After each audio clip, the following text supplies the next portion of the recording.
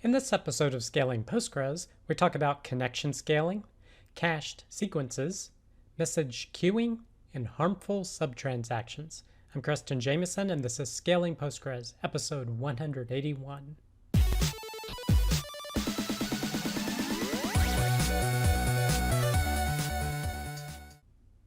All right, I hope you, your friends, family, and coworkers continue to do well. Our first piece of content is When Less is More, Database Connection Scaling. This is from richyen.com, and he's talking about the scenario where you have a max connection setting in Postgres, and sometimes people who manage the database want to set it very high, even though you may not be using all of them. And the thing to keep in mind is that Postgres is process-based, and if you only have, for example, he's talking about a pretty big machine with 128 CPU cores, and maybe it's hyper-threaded, you do have some limit of how much work you can do at a particular given time. So having 10,000, 20,000, 30,000 max connections doesn't make a lot of sense because you won't be able to use them. But there's a problem even if they are all idle. And that's what he mentions in this section here, but the connections are all idle. Because there's still work that needs to be done by all the shared components of Postgres to maintain the fact that these connections could potentially be used. And this was demonstrated in a great post a number of months ago that was linked in the conclusion here. And I highly suggest you check out this post if you haven't already. And they're talking about making improvements to actually improve the scalability of Postgres' connections. And they show when you have a high number of unutilized connections, your performance drops over time as you scale those idle connections. And that's what this post does here, essentially recreates that test. And in his example here, he was reaching 1,500 transactions per second with a very low number of idle connections. And then as he increased the number of connections, you can see the transactions per second of what was running started to decline. And somewhere between 10 and 15,000 connections, basically it dropped the throughput to a third of what it was when there were fewer connections. Now, this was mitigated somewhat, removing auto vacuum from the picture, but still it eventually caught up with it as well. So the key takeaway is to don't set your max connection settings to more than you need, because you're going to run into this problem potentially. And that's another reason to check out this post, because they have made some improvements to Postgres coming in version 14 and future versions where they hope to push the number of max connections that are supported out even further and to alleviate some of these problems. But of course, you can always rely on a connection pooler such as PG Bouncer to be able to support many thousands of connections without having to run too many max connections on your actual database system. But if you want to learn more, you can check out this blog post. The next piece of content, UUID or cached sequences. This is from dev.2 in the Gigabyte section. And he's talking about where people decide whether to use a UUID or a integer associated with a sequence to have as a primary key for their tables. In deciding between them, a lot of people choose UUID for, he says, it's scalability. But he makes the argument that integers with sequences can be pretty darn scalable as well, particularly if you use big ints for the integers, as well as sequences have the ability to cache values. So what that means is that you can have a session store in memory a certain number of sequence values, not just one. So when you request a sequence, it doesn't give you one sequence number, it gives you, say, the next 50. Or in his case, what he's potentially advocating here is essentially 2 bytes worth, around 32,000 sequence numbers per request. So these will all be cached in memory for that particular session, so they can very quickly grab what the next one is without asking the central sequence number generator. So he shows you how to implement this and has an example with Python code where you can see the first thread pulls those 32,000 sequences, but you can see thread 4 here, its number starts at around 32,000. Thread 5 starts at about 65,000, so the next set. Thread 2 is at 98, thread 3 is at 131,000. So each thread is pulling 2 bytes worth of these sequence numbers, and they don't have to request another one from the central sequence generator until it has expired the range that it initially retrieved. Now, of course, one downside of this, if your sessions get disconnected, you won't be able to use those sequence numbers. Again, you would have to do another sequence request and get another 32,000. So if you're constantly making connections and disconnections, this won't work as a great solution. But if you have long-running connections to the database using some sort of a connection pooler, this could be a solution to give you scalability with sequences. Now, in my database application, I tend to use all integers for my primary keys. And I only use UUIDs when a unique ID is generated within some application, like a JavaScript front end. That's the only time where I would use a UUID for that purpose. Basically, it's an ID generated outside of the database. But if you want to learn more about this, you can check out this post. The next piece of content, Devious SQL, message queuing using native PostgreSQL. This is from crunchydata.com. And they're talking about wanting to set up a message queuing system within PostgreSQL. So basically, they want to be able to capture some input stored in a table and then be able to have some process or worker pull off that work without conflicting with other workers and then be able to delete it. So their general requirements here are a table to hold events or items to be processed, something to enqueue or put the items in the table, something to dequeue and consume these items, and do so without locking. So if you have multiple workers that are dequeuing the work to be done, make sure they don't step on each other's toes. So to set up the table, they set up this basic queue table with a ID as the primary key, a timestamp, as well as a payload to contain what needs to be processed. Now, to select what rows are going to be processed by each worker, came up with a command that says select all the rows from the queue table, limit it by 10, so get 10 records at a time, and use 4 updates. That means this needs to be locked while you're pulling it. But the problem is this locks and prevents others from pulling from the table at the same time. So he did it as a part of a transaction, and you can see that the second backend essentially hangs. It can't do anything. But how you get around that is you use skip locked. So instead of doing 4 update, you do 4 update, skip the locked. That way each backend will know it can pull its 10 and skip over any ones that are already locked. So this way backend 1 can pull the unique 10 it needs and backend 2 can pull the unique 10 it needs. So that's a way to pull the data off, but then the question is, how do you then delete that data? What's the most efficient way to do it? Now, the way that they came up with of doing this is by using a delete statement with some joins and returning the rows that are deleted, and that is what would be consumed. So for example, you do a delete from the queue table, so it's a delete statement. Then you do using to kind of do a join to this select statement, because it's the select statement that limits it to 10 rows and does it for an update skip locked. So the using essentially gives you a join to get the limit and the row locks and what will be deleted. And then it says where for the using subquery ID is equal to the queue table ID, and it returns the entire contents of the queue table. So you're getting all of the rows being returned from this delete statement. So essentially, this is a way to delete the rows that you need and get all of that data from those deleted rows to be processed by the worker. And if there's any issue with the worker or something crashes, this should be rolled back and those rows would still be available for the next worker to pick up and process. So overall, this is a pretty simple implementation of how you could do a message queue within PostgreSQL without any additional applications or tools. So if you're interested in that, you can check out this blog post. The next piece of content, PostgreSQL subtransactions considered harmful. This is from postgres.ai. And they're talking about subtransactions. So subtransactions are transactions within existing transactions. So when you have a transaction, you can actually fire off another subtransaction by doing a save point. And that allows you to roll back to a given save point if you want to save work in the process of a long transaction.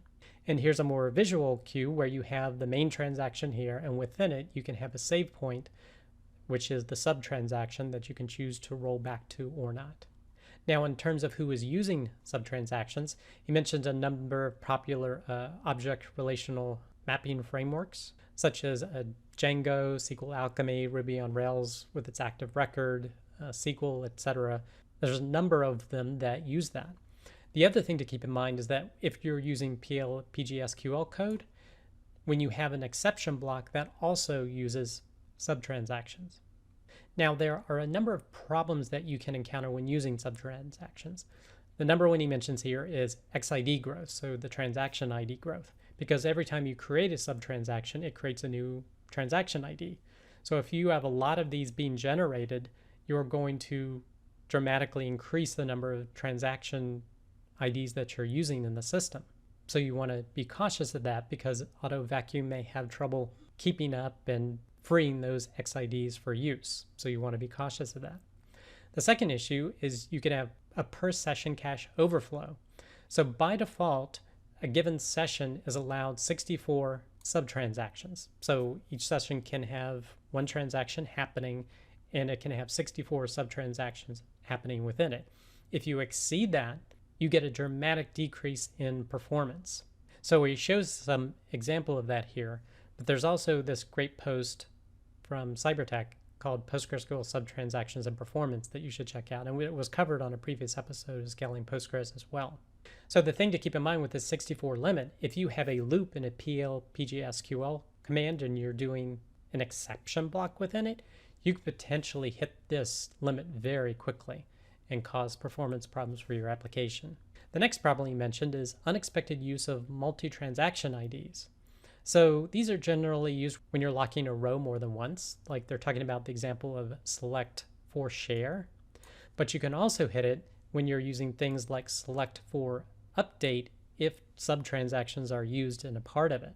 And there he has some example where someone had a lot of performance problems when they were basically doing a select for update, doing a save point, and then updating the same row. When they were using Django, which automatically uses some save points, they were running into a lot of problems. So that's something you need to be aware of using subtransactions with things like select for update. The next problem is having subtransactions with SLRU overflow. And in this case, it was basically a significant performance degradation on standbys caused by using subtransactions in a long-running transaction on the primary. They started seeing the standby not responding and then finally came back and started responding again once the transaction was concluded. So that's an issue that you could potentially encounter. And he also mentions that actually the cause of Amazon going down during Prime Day 2018 was actually subtransactions. Now, they were actually using Postgres Aurora, but still they had this issue.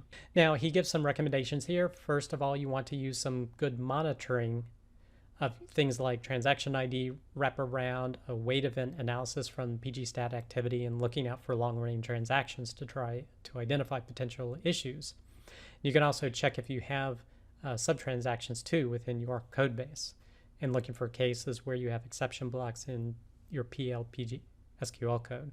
And his final recommendation is to experiment to predict and prevent failures by stress testing systems. Now, he does say that there are a number of things being worked on to improve some of the areas that he's mentioned here, but they are still in process. But this was a very comprehensive post, and if you're interested in this content, I highly suggest you to check it out. The next piece of content, how to create lots of sample time series data with PostgreSQL generate series. This is from blog.timescale.com, and this is a great post to learning how to use generate series to generate a series of data for your tables for testing purposes or load testing purposes. So they start off very basically where you can say generate a series using integers and it just prints out a series of numbers. And with a third parameter, you can specify what increments should be used when generating those numbers. And you can even use dates. You can set a start date, you can set a stop date, as well as a third parameter, do the interval of how often to generate this series of date times. Now, with that, you can also include other columns, of course, when you're generating a series. So, for example, here they just printed out a string that gets printed out with the series that was generated here. You can even do random numbers to give you a sense of, hey, maybe this is CPU utilization, for example, for testing purposes. Then they showed an example of where you can actually do Cartesian products, basically a cross join to be able to generate a lot of rows at one time. So for every instance of this row, generate the number of rows indicated here. So it's 10 rows times 2 will give you 20 rows. So you can think of using this technique to generate many, many rows. And this example kind of puts it all together where they're using generate series to generate a timestamp here. They're using a device ID, also using a generate series of 1 to 4, and then doing a random number generator in the third column to track CPU usage. And they do some other examples of how to use date times to do this as well. So this was a great introductory post about generate series. So if you want to learn more, definitely suggest checking this out. The next piece of content, partitioning use cases with PostgreSQL. This is from nirat.info, and he's predominantly talking about declarative partitioning and the different features it has and when it's a good time to use them. So he talks about how it can support partitioning by list, hash, and intervals. It can do multi-level partitioning or nested partitioning. You can partition on multiple columns, and they also use foreign and primary keys. Now, he mentions 2 mistakes here that people use when they want to do partitioning. One is partitioning is necessary as soon as the size is important. And he says that is not necessarily the case. It's not like once you have so many gigabytes or so many terabytes that you have to partition. Although I'll push back a little bit here because I think this is one area where I see partitioning frequently used when the management of the table becomes more difficult. So auto vacuum, even after some optimization, still takes a very long time to run. There's just so much data in the table. Partitioning that table will make the management a lot easier. So vacuum can run much more quickly on, say, the active partitions than ones that are much older, for example, if you've partitioned by date. So I think that is one area that is a prime case for partitioning. The second reason he mentions not to do it is for partitioning to spread data over disks. And I agree with this. With the advent of all the different cloud storage systems, spreading over disk using partitioning is not a great use case for it because you can easily spread your data over multiple disks with current hardware.